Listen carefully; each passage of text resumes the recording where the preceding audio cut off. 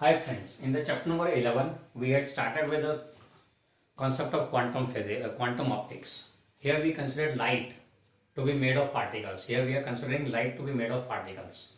अब वो क्या है वो तब आएंगे आगे. We started with the concept we started with the study of emission of electrons. पहले तो इलेक्ट्रॉन क्या होता है, कैथोड रेस के बारे में देखा. फिर इलेक्ट्रॉन का emission we saw from the metal. We saw that for an electron to get emitted from a metal surface, minimum energy required is called work function. तो वर्क फंक्शन के बारे में आइडिया लिया कि अगर energy of electron is greater than और equal to work function then only electron can get emitted from the surface of the metal. फिर तीन डिफरेंट मेथड्स देखे थे of emission of electrons. One was thermionic emission due to heating. Second was field emission due to applying some appropriate electric और magnetic field. Then the third method was by making incident light. When light is incident on a surface then electrons are getting emitted. वो हमने देखा था. And those electrons are called due to light, therefore photoelectrons, and the effect was given the name photoelectric emission. बराबर है, ये देखा था हमने. फिर हमने photoelectric effect को डिटेल में पढ़ना शुरू किया. We saw an experiment done by Hertz in 1887. Hertz did an experiment in which he showed that when light radiation falls on a clean metal surface, electrons are emitted from the surface. अरे ये हमने देखा था. These electrons emitted are called photoelectrons and the effect was given the name photoelectric effect. सामने collector लग के रखे उसे उन इलेक्ट्रॉन्स को कलेक्ट किया. कलेक्टर ने कलेक्ट किया एंड फिर सर्किट में घूमते रहे. So photoelectric current was obtained. बराबर. तो we get electric current from light. That branch becomes photoelectricity, generating electricity using light. बराबर. फिर उसके बारे में उन्होंने जो एक्सपेरिमेंट्स किए उस एक्सपेरिमेंट को प्रॉपर एपरेटस को proper shape and proper requirement के साथ बनाया. दो साइंटिस्ट ने, लेनार्ड और हॉलवर्ट्स ने. फिर बाद में जो एक्सपेरिमेंट किए गए उसके हमने रिजल्ट्स एंड इन्फरेंसेस देखे, conclusions from the research we had seen. In those we found that number of photoelectrons emitted depends on intensity of light, incident light and not on frequency. ये देखा था हमने. Number of photo electrons emitted यानी कि photo electric current basically, और we can say photo electric current that depends on intensity and not on frequency. The other thing we have seen that stopping potential यानी कि maximum energy of photo electron depends on frequency and not on intensity. यानी कितनी energy से photo electron emit हो गया वो frequency पर depend करता है.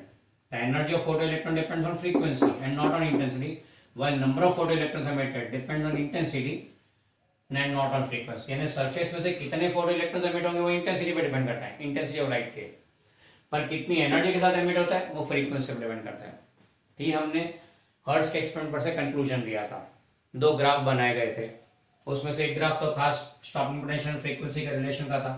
It was somewhat like this, V0 versus f का graph, a straight line like this starting from f0 यानी threshold frequency. बराबर ऐसा कुछ ग्राफ मिला था.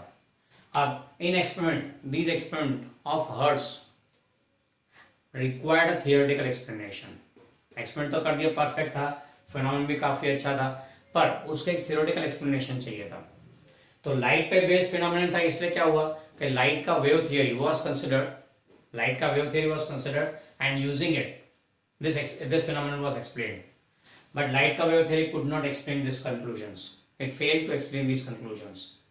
According to light theory, energy depends on intensity. Intensity जितनी ज्यादा उतनी एनर्जी ज्यादा, इससे उतनी ज्यादा एनर्जी से इलेक्ट्रॉन एमिट होंगे. पर यहाँ तो देखते हैं कि एनर्जी इंटेंसिटी पर डिपेंड नहीं करता. एनर्जी ऑफ फोटो इलेक्ट्रॉन गए काम से. दूसरी बात कि एनर्जी किस पर डिपेंड करता है, तो यहाँ बोला energy depends on frequency.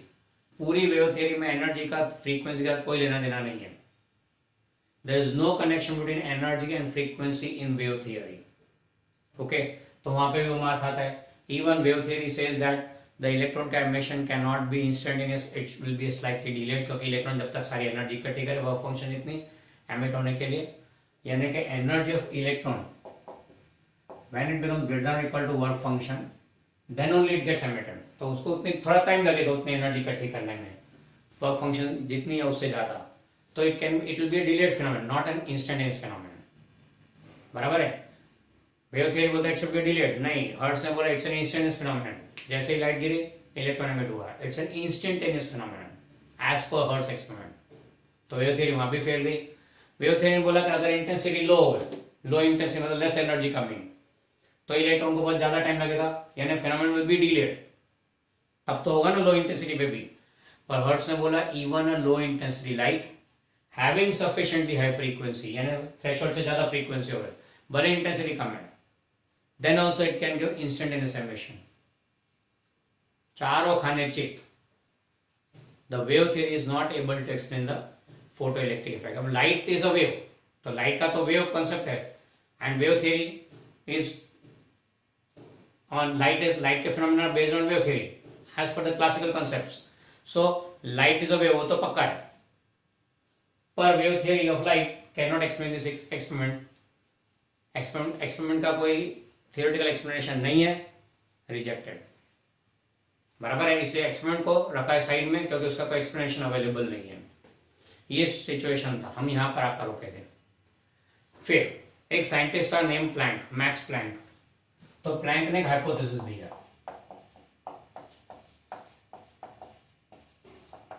Hertz के एक्सपेरिमेंट का डेटिंग बोले तो 1887 था, 1887 के आसपास में। प्लैंक ने हाइपोथेसिस 1900 में दिया हुआ है। प्लैंक के हाइपोथेसिस के मुताबिक, as per Max Planck, the name of the scientist, as per Max Planck, the hypothesis which he has given in 1900, उन्होंने क्या बोला कि प्लैंक ने बोला कि the light radiation which are emitted from a surface और from some source, light radiation जो emit होते हैं सोर्स में से, वो किसके कारण एमिट होते हैं? तो in the source, here he had given the name cavity, so in the source yani in the cavity there are electric dipoles oscillating continuously, and these oscillating electric dipoles are giving out radiations, and ये radiation visible light के form में हो, तो हम light देखते हैं जो वो है, बराबर है। यानी कि the light is emitted due to oscillating electric dipoles in the walls of cavity which is emitting the radiation। या सादी सीधी भाषा में बोले तो सोर्स जो है लाइट का, उसके अंदर electric dipoles are oscillating, and due to those oscillating electric dipoles energy is emitted in form of radiations, and that is how the light is emitted, बराबर है। ये उन्होंने कॉन्सेप्ट दिया कि भाई ऐसा कुछ है रेडिएशन के एमिशन में, oscillating electric dipoles are giving radiations. अच्छा, जो एनर्जी बाहर आती है रेडिएशंस के साथ में, वो एनर्जी कितनी होती है? But it is connected to the frequency of oscillation.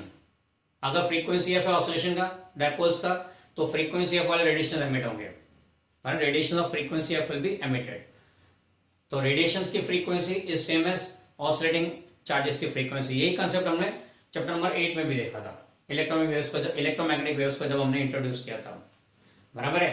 अब प्लैंक ने जो हाइपोथेसिस दिया वो, according to Planck, the radiations are emitted due to oscillating electric dipoles. Radiation जो एमिट होते हैं उनकी frequency similar to frequency of the oscillating dipoles.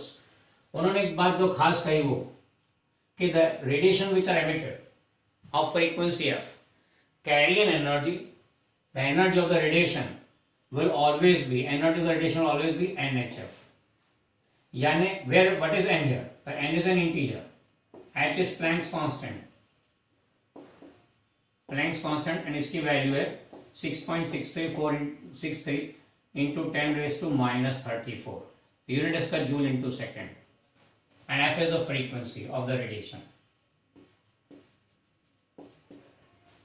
6.63 10 raised to minus 34 is the Planck's constant।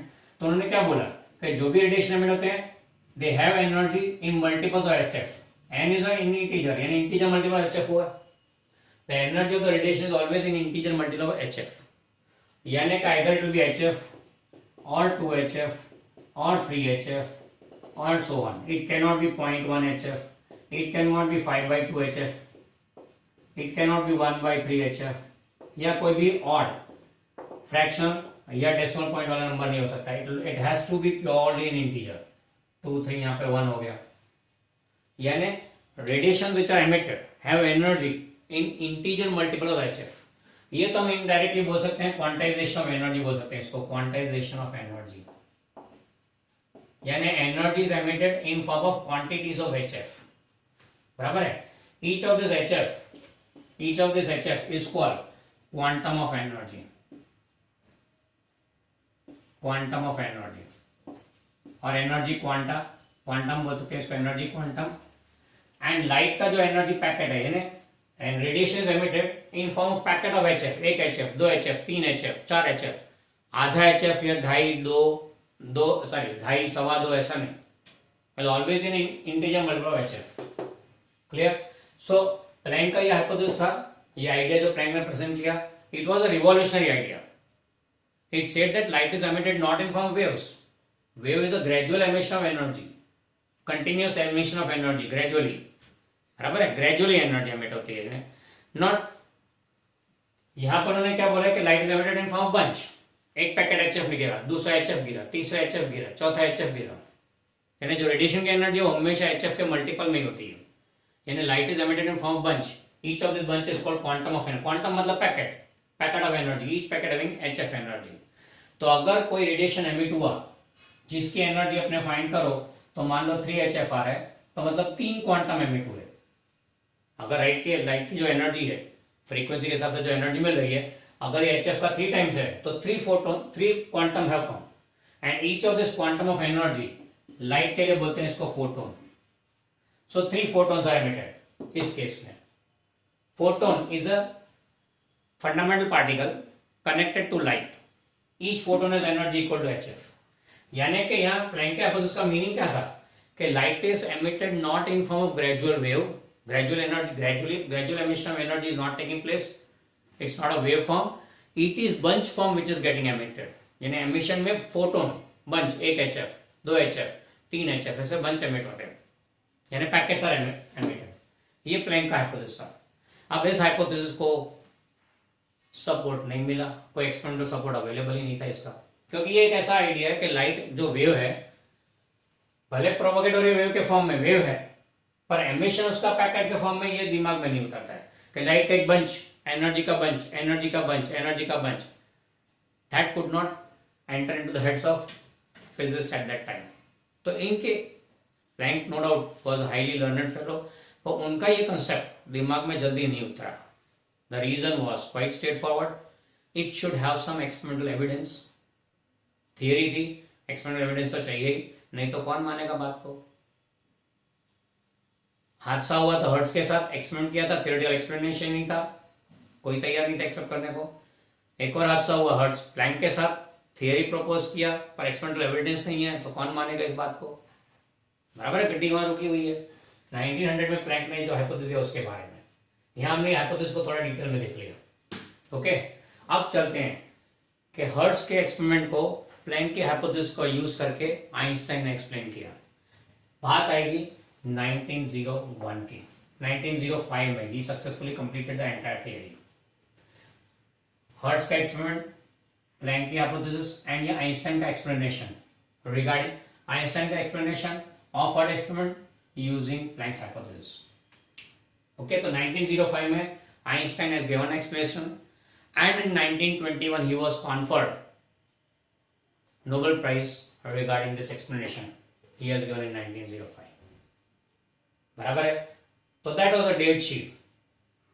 पर अब क्वेश्चन ये उठता है कि आइंस्टाइन ने इस थियरी को उस एक्सपेरिमेंट में कैसे जोड़ दिया and successfully explain the entire experiment. जबरदस्त चीज है, no doubt it is very, Einstein when puts up an explanation he is very lucid, एकदम सिंपल क्लियर फॉर्म में ही एक्सप्लेन्स। चलो देखते हैं उन्होंने क्या समझाया regarding photo electric effect. Okay, just go through this Planck's hypothesis.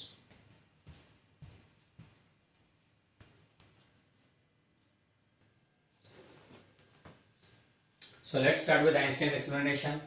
Now before going to that, on the right side I have given the Hertz experiments, results of Hertz experiment, उसका connected graph and Planck's hypothesis ये सामने रख दिया ताकि हमें use करने में easy पड़े। सेकेंडली कनेक्ट कर सके हम लोग के जो आइंस्टाइन समझा रहा है, how it is connected to experiment as well as the Planck's hypothesis. Okay, अब आइंस्टाइन ने समझाना शुरू किया ना। Einstein is such a fellow, Einstein, Newton, two legends, people तो नहीं बोलेंगे, 2 legends in physics. They are such people कि their capacity of explaining physics is marvellous. They could put their thought clear in the mind of other physicists, एकदम easily, smoothly, and not only physicist, even a common man can understand it more easily. जैसे Newton ने gravitation का concept दिया था, हमने 11th standard में पढ़ा हुआ है।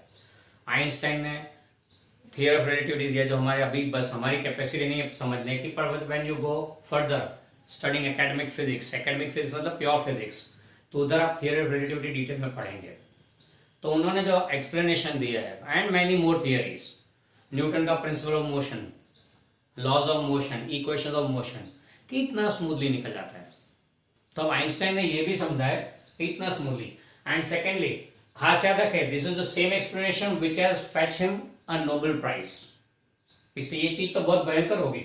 चलो समझते हैं क्या बोला उन्होंने। आइंस्टाइन ने बोला कि according to classical physics, classical physics यानी क्या, the physics prevalent at that time, जो फिजिक्स के फंडामेंटल्स प्रीवैलेंट थे उस टाइम पे, उसको ध्यान में रखें। According to classical physics what it says कि ये सपोज सोर्स ऑफ लाइट है, तो सोर्स ऑफ लाइट में से लाइट एमिट होती है वेव के फॉर्म में, प्रोपोगेट भी होती है वेव के फॉर्म में। As per classical physics, source emits light in wave form and propagates also in wave form. तो light is a wave purely completely, emission पे भी एंड प्रोपोगेशन पे भी। That is what classical physics had the concept in mind. फिर Planck की entry हुई 1900 में। तो according to Planck's hypothesis, source में से light is emitted in source में से, according to Planck hypothesis, source में से light is emitted in form bunch, no doubt it propagates in form of wave. Emit होता है बंच के form में, continues to propagate in form of wave, बराबर। Emission is bunch form, each packet of energy NHF, integer multiple of HF, जो भी energy emit होगी always will be an integer multiple of hf. That's what he said. Emission is in bunch form, packet form, quantum form, but continues to propagate in form of wave. ऐसा Planck ने बोला। Einstein एक step आगे जाते हैं, Einstein explanation एक step आगे जाते हैं।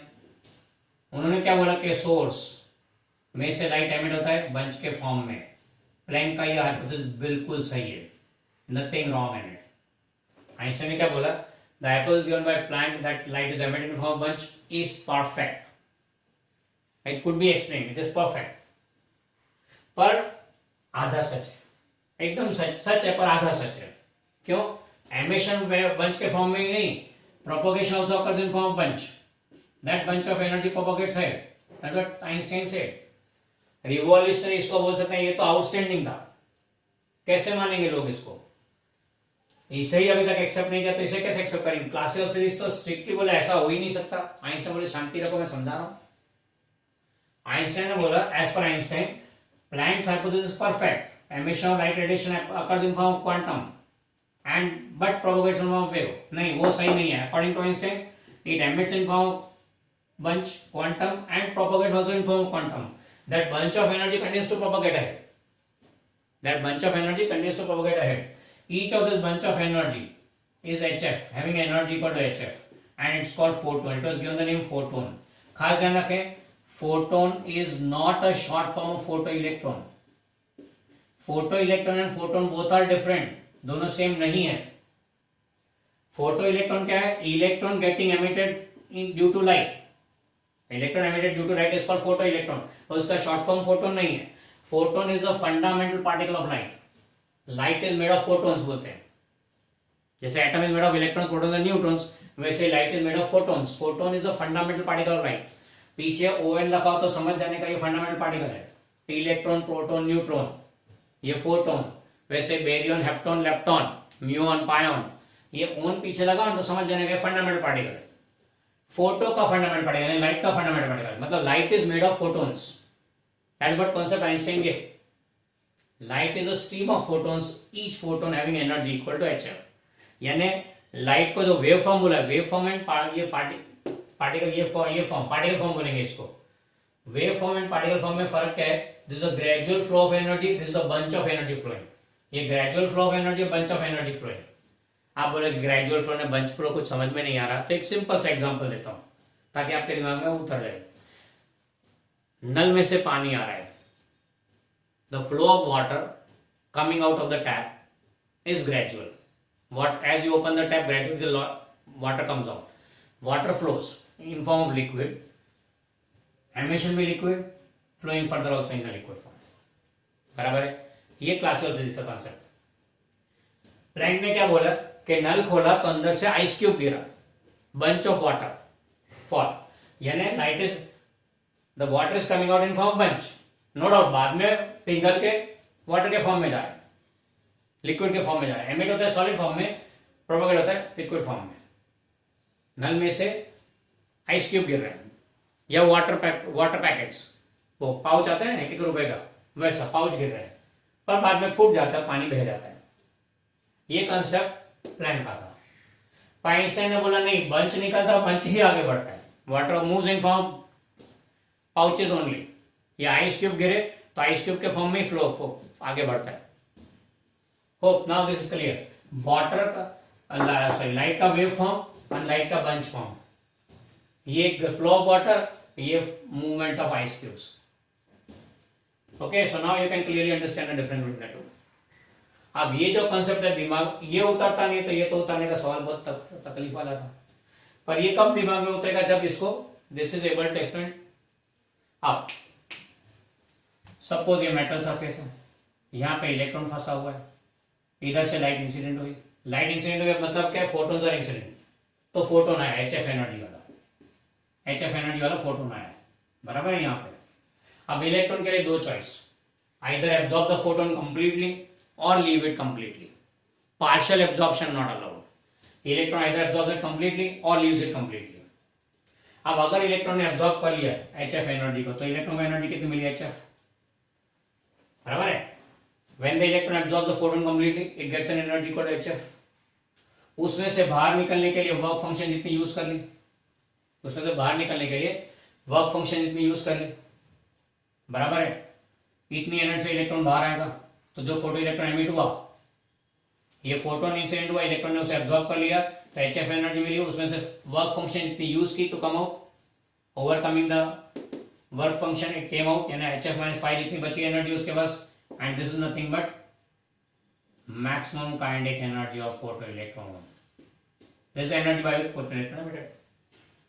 The energy of photoelectron depending on frequency of light. जो क्लासिकल थियरी कभी नहीं समझा सका, energy of photoelectron depending on frequency. As पर the wave theory of light, energy का फ्रीक्वेंसी का कोई लेना देना नहीं है, ये सिंपल सी भाषा में उन्होंने समझा दिया कि देखो एनर्जी ऐसे कनेक्टेड है। फिर से एक बार, चलो एक बार फिर से देख लेते हैं इसे। When a light radiation is incident, photons are coming, हर एक फोटोन की एनर्जी HF है। अब इलेक्ट्रॉन ने ये फोटोन गिरा, उसके ऊपर इंसिडेंट हुआ, तो इलेक्ट्रॉन का HF जितनी एनर्जी मिली due to this photon, it got an energy equal to HF। उसमें से फाई जितनी खर्च कर दी against work function in the metal in order to come out, बराबर। HF में से फाई जितनी उसने यूज कर दी तो इमर्ज हो, अब इमर्ज हुआ फोटो इलेक्ट्रॉन, तो फोटो इलेक्ट्रॉन की एनर्जी हो गई वो, एंड वो एनर्जी हम लोग half m v maximum energy photo electron बोलते हैं। ओके, तो ये जो रिलेशन आ गया क्लियरली इंडिकेट करता है कि energy of photo electron is nothing but energy gain by photon, energy used against work function, minus कर दे इतनी एनर्जी उसको मिली। स्वीट एंड सिंपल, यानी कि energy of photo electron is connected frequency, prove कर दे यहाँ पे एनर्जी का रिलेशन विथ फ्रीक्वेंसी, सीधा प्रूव, रेडिली प्रूव ना। जो वेव थ्योरी में कभी नहीं हुआ, एक चुटकी बजा के काम खत्म कर दिया। ये कहानी 1905 की है, when he explained it in public. Okay, हो गया क्लियर। तो वेव थ्योरी का जो लिमिटेशन था एक्सप्लेन करने का, वो क्लियर ओवरकम हो गया यहाँ पे। अब फर्दर ग्राफ का नेचर देखते हैं कैसा आएगा। तो उसके लिए half m v max square, याद हो तो हमने स्टॉपिंग पोटेंशियल की थ्योरी दी था, half m v max square was given equal to EV0, तो here will be EV0 equal to HF minus 5, so V0 will be equal to H by E into F minus 5।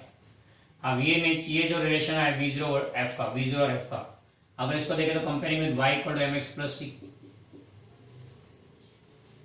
y coordinate is V0, x coordinate is F, ये F यहाँ पे। Slope कितना हुआ, यानी कि graph straight line होगा, therefore graph of V0 versus F is a straight line with slope कितना आएगा equal to h by and minus 5 is the intercept on y axis. Okay, intercept on y axis. Minus 5. Okay, intercept on y axis negative 5. Clear? तो ये उन्होंने समझा दिया, graph को भी समझा दिया इमीडिएटली, जो उधर तो पॉसिबल ही नहीं था वेव थियरी से। अब एक पॉइंट रह गया, कौन सा? Number of photo electrons emitted depends on intensity. अब मोर द इंटेंसिटी मतलब more the energy, more the intensity of light मतलब मोर एनर्जी ना, मोर फोटोन्स आर कमिंग। एक नहीं 4 फोटोन आ रहे हैं। अब 4 फोटोन आए तो इलेक्ट्रॉन तो एक ही एचएफ लेगा, तो 4 फोटोन आए तो 4 इलेक्ट्रॉन लेंगे, तो 4 इलेक्ट्रॉन बाहर आएंगे। हो गया clear? If intensity is high, energy will be high. That means more photons will be coming. More photons coming, so more electrons will get emitted. More electrons will absorb them, and more electrons will get emitted. यानी कि intensity ज़्यादा है तो number of photo electrons emitted is more. So number of photo electrons emitted depends on intensity and not on frequency. हो गया clear? यानी hertz के experiment के सारे रिजल्ट उन्होंने एक्सप्लेन कर दिए यूजिंग दिस। ये explanation given by Einstein with the help of Planck's hypothesis. अब देखो फायदा क्या हुआ, हर्ट्ज के एक्सपेरिमेंट के सारे रिजल्ट्स एक्सप्लेन हो गए, चल निकला। प्लैंक के हाइपोथेसिस को एक्सपेरिमेंटल सपोर्ट मिल गया, वो भी चल निकला। आइंस्टाइन ने भी एक्सप्लेनेशन दिया, मेहनत किया, नोबेल प्राइज मिल गया, चल निकला। बोलते हैं ना, अंत में सब सुख खुशी खुशी, अंत भला तो हो भला, केस वही है। पर एक चीज यहाँ पे नहीं जानने को मिली, क्या? Light is a stream of particles. Light is a stream of particle, each particle is called a photon. यहाँ पे पार्टिकल, लाइट का पार्टिकल नेचर यहाँ पे है। Each of the particle is photon, and photon is something like a real particle. It is taken as a real particle, it's considered as a real particle. है नहीं, it is actually not existing, physically exist नहीं करता है। Light के bunch of energy को हमने photon बोला हुआ है, पर works like a real particle, having energy equal to hf, having momentum equal to hf by c and so on. पूरा का पूरा interacting, exerting pressure, give transferring energy, सब प्रॉपर्टी सिंगल पार्टिकल की होती है, पार्टिकल नेचर की होती है, सेम टू सेम यहाँ पे फोटोन को भी मिली हुई है। बराबर है? तो ये हो गया फोटोन का इंट्रोडक्शन हो गया। फोटोन का इंट्रोडक्शन मतलब क्या? कि light even though being a wave exhibits particle nature. Light even though being a wave exhibits particle nature, यानी लाइट वेव है फिर भी पार्टिकल नेचर एग्जिबिट करता है। याद होगा 11 में चैप्टर में 15 पढ़ा था वेव्स, उसके इंट्रोडक्शन में हमने देखा था कि वेव्स क्या चीज है। तो हमने देखा था कि matter basically exist in 2 forms, either particle form और wave form. Matter exist in 2 forms, either particle और wave. Anything in matter can have either wave form और पार्टिकल फॉर्म, दोनों एक साथ कभी नहीं हो सकते। अब particle can not be wave, wave can not be particle. अगर मैटर का कोई फॉर्म, कोई भी चीज या ऑब्जेक्ट या कोई form, if it exhibits particle nature then it cannot have wave nature, if it is exhibiting wave nature it cannot be particle nature, यानी one of the two, यानी particle nature wave nature are two sides of a coin, two opposite sides of a coin। अगर particle nature हो सकता है तो wave नहीं हो सकता, wave हो सकता है तो particle नहीं हो सकता। बराबर है? यहाँ पे लाइट ने wave nature भी बताया है, particle nature भी बताया है, यानी कि light can exhibit both the natures। no doubt both the natures cannot be together, दोनों कभी भी एक साथ नहीं आते। हेड एंड टेल कॉइन का कभी भी साथ में नहीं आता, या हेड आएगा या टेल आएगा। भाई प्लीज कमेंट नहीं मारना, कॉइन के अभी तो नए कॉइन में छपा हुआ हेड ऊपर है, नीचे आंकड़ा लिखा हुआ है, तो वो उसको हेड नहीं, एक साइड हेड है तो दूसरा साइड टेल है, दैट सॉर्ट ऑफ थिंग। बराबर है? जोकिंग आ जाता है सर, दोनों देखो एक साथ दिख रहे हैं। और वो तो पीछे स्पेशल कॉइन है ना, उसके लिए पीछे दूसरा फोटो दिया है, वो स्पेशल कॉइन का है। बराबर? तो जनरली देखे तो you can have both head और tail of the coin together. फिर वो कहानी उठेगी सर शोले में तो सिक्का खड़ा हो गया था, तो दोनों एक साथ नहीं, वो अपने को नहीं देखना, वी जस्ट आइदर हेड और टेल। तो light can exhibit either particle nature और वेव नेचर, ऐसा कॉन्सेप्ट है नहीं। Light exhibits both the nature, इसको हम बोलेंगे dual nature of light. And light in general radiation की बात करें तो, कोई भी रेडिएशन की बात करें तो that exhibits dual nature. Dual nature of radiation means radiation can exhibit wave nature as well as particle nature. In certain phenomena explanation can be given only by wave nature, certain phenomena follows only the particle nature। Photo electric effect को अगर wave nature समझा तो नहीं होता है, वो particle nature को ही follow करता है। जबकि आगे हम लोग चैप्टर नंबर 10 में देखेंगे इंटरफेरेंस, डिफ्रैक्शन, तो वो सब फिनोमेना ऐसे जो सिर्फ वेव के कारण ही प्रूव हो सकते हैं, बाकी उसमें अगर पार्टिकल नेचर लिया तो that can not be possible. यानी in certain phenomena light exhibits particle nature, certain phenomena light exhibits wave nature, यानी this is called dual nature of radiation, और रेडिएशन इन जनरल बोल दिया, लाइट की बात चल रही थी बट जनरली रेडिएशन के लिए बोल दिया। तो that is the first part of the chapter explaining dual nature of radiation यानी light. Okay, just go through that, फिर चलते हम लोग आगे।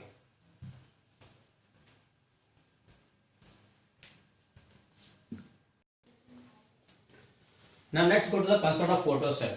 ये फोटोसेल का जो कांसेप्ट दिया है, जो दिया है इसका नोट या एक आर्टिकल, वो ब्लू बॉक्स में है टेक्स्ट बुक में, बराबर है। And it is advise that blue box will never be asked in the exam, no doubt. चलो कोई बात नहीं, नहीं पूछेंगे, पर let's take an idea of what it is, क्योंकि हमें इसकी जरूरत पड़ेगी कहीं, हम लोग इसको यूज करते हैं डेली लाइफ में बहुत। फोटोसेल क्या चीज है? Cell is a device which converts into electricity. तो यहाँ क्या होगा, फोटो यानी light energy is convert to electric energy, light energy is converted to electric energy. What is a photo cell? Basically photo tube जो है वो photo cell ही है। Photo tube का देखा था क्या कॉन्सेप्ट, क्या था? A clean metal surface, a clean metal surface S, उसके सामने कलेक्टर सी रखा हुआ है, फिर entire arrangement is kept in a evacuated glass tube. ये इवैक्यूएटेड ग्लास ट्यूब का नाम दिया फोटो ट्यूब, एंड यही है फोटो सेल। कनेक्ट कर दिया बैटरी के साथ such that surface made negative and collector made positive. यहाँ रखा था galvanometer in order to measure the check whether the current is flowing or not, बराबर। यानी फोटो ट्यूब का जो था कॉन्सेप्ट वही का वही, उसको बोलते हैं photo cell. Light having sufficiently high frequency will be incident and due to that electrons will be emitted, those electrons will be absorbed by the collector C and then photoelectric current will be formed। ये इसका काम है, यानी light radiation गिरेगा, electrons emit होगा, circuit complete होगी and you will get the current. ये photo cell का काम है। ये photo cell is the same photo tube only, works on the principle of photoelectric effect. इसका यूज क्या है? बहुत सारे यूज है। It is use to detect the radiation. हमारे घर में बर्गलर अलार्म लगा होता है। बर्गलर अलार्म क्या है? तो डोर जो है हमारा मेन डोर, उसके एक साइड पे एक सेंसर रखा है फोटो सेल, दूसरी साइड पे सोर्स ऑफ लाइट रखा है। अब सोर्स ऑफ लाइट से रेडिएशन एमिट होगा, सेंसर पे टच होता है एंड सेंसर उसे सेंस करता है लाइट चालू है। कोई बंदा बीच में से गया तो लाइट कट हुई, लाइट कट हुई तो सेंसर को पता लगा नहीं आई लाइट, तो सेंसर ने इमीडिएटली बोला लाइट कट हुई है, कोई निकला। As the person moves from here, as someone moves like this, the light radiation which is coming is stopped for a while, तो सेंसर से एक बार लाइट बंद हुई बीच में, मतलब कोई आया, rings the bell, burglar alarm. यानी ये क्या है? What is a sensor? Sensor is nothing but photo cell। Radiation यहाँ पे इंसिडेंट हो रहा है, हम रिमोट से बटन दबाते हैं, सामने प्रोग्राम चेंज हो गया। कैसे चेंज हुआ? बोले वो तो रिमोट से एक रेडिएशन निकला सामने का, किसको पता लगा रेडिएशन निकला है? तो सामने जो सेंसर है वो उसको रिसीव करता है। Sensor is nothing but photo cell. आप जो बटन दबाएंगे अकॉर्डिंगली फ्रीक्वेंसी आएगी, उसके हिसाब से एनर्जी जनरेट होगी एंड फोटोइलेक्ट्रिक करंट जनरेट होगा, बराबर है? ख्याल है कि नहीं? So that is situation. तो वो जो सेंसर है दैट इज फोटो सेल।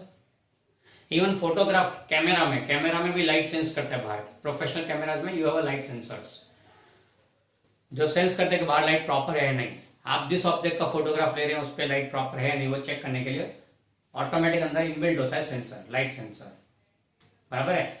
तो उससे पता लगता है लाइट कितनी आ रही है। That is nothing but photo cell. Even radiations coming out from outer space, radiation coming from outer space are received on a photocell. The current generated is processed by the computer and it gives the idea कि radiation कौन से है। अब radiation कौन से, उससे पता लगता है कि जहां से वो एमिट हुए हैं, जो प्लैनेट जो स्टार से एमिट हुए हैं, वो स्टार में कंटेंट क्या होगा, what would the composition of that star, that we can know from the radiation coming from here and analyzing those radiations using photocell. Smoke alarm, smoke नहीं sorry burglar alarm तो हो गया। फिर even many different use, आप notes मैंने दिया हुआ है पूरा, जस्ट गो थ्रू दैट। हाँ, ट्रैफिक लाइट में, ट्रैफिक से हम देखते हैं कि भाई हाई स्पीड पे जा रहा व्हीकल, ओवर स्पीड किया, तो ओवर स्पीड का पता कैसे लगा? क्या पुलिस वाले साथ में दौड़ते हैं मीटर लेके? नहीं, they just see your vehicle. आपके व्हीकल से जो रेडिएशन आ रहा है वो यहाँ पे रिसीव होता है कितना फास्ट रेडिएशन है उसके हिसाब से पता लगता है कि यहाँ कितनी स्पीड ज्यादा है. That again the radiation coming is sensed by the photo cell. आप देखना कई बार हाईवे पे जब आपको पकड़ते ओवर स्पीडिंग के तो उसको पता कैसे लगा आप ज्यादा स्पीड चला रहे हैं. तो वहां पे कुछ कैमरा जैसा लेके बैठे होते हैं जहां पे वो व्हीकल को देख रहे होते हैं एंड व्हीकल अप्रोच कर रहे हैं तो कैमरा पे लिखा होता है इतनी स्पीड से अप्रोच कर रहा है. तो अगर स्पीड ज्यादा है आपको रोक दिया जाता है.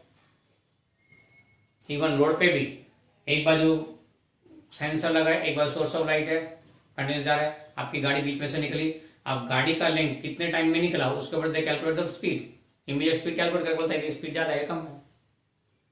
When you move to a mall you know that there are metal detectors to check whether you are coming with some unauthorized things. बराबर है. वो मेटल डिटेक्टर ये घुमाते हैं. तो उससे पहले आप एक डोर जैसा होता है उसमें से पास होते हैं. वो क्या है, आप जैसे अंदर से पास होते क्लिक आवाज आती है, एक पल्स आता है, बीप आता है. बीप आता है तो अपने समझते चले कुछ गड़बड़ हो गई मेरे पास में कुछ है. और वो बीप एक्चुअली क्या है, it counts that you have gone. एक बंदा गया, सेंसर कटा, लाइट का रेडिएशन कटा तो सेंसर नोट करेगा एक पल्स हुआ यानी एक बंदा गया. 1 2 सबको उसमें से जाना कंपल्सरी तो they count the number of people entering into the mall.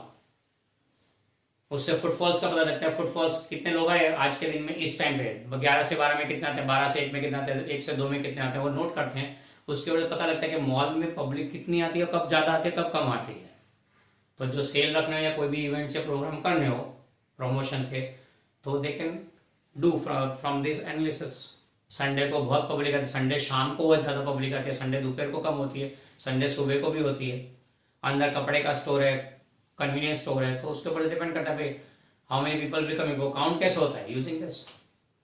कई जगह आपने देखा कि manually discounted, some person is standing with a click counter with him. एक बंदा यहाँ से पास हुआ क्लिक किया, बंदा पास हुआ क्लिक किया. मैन वुमेन एंड चिल्ड्रन वो भी काउंट करते हैं. तो that can be done using this photo cell. तो it has wide variety of uses. Okay, तो ये हो गया फोटो सेल के बारे में. क्लियर. यहाँ पे चैप्टर का पहला पार्ट खत्म हुआ रेडिएशन के ड्यूअल नेचर के बारे में. नेक्स्ट हम बात करेंगे मैटर के ड्यूअल रेडिएशन के बारे में.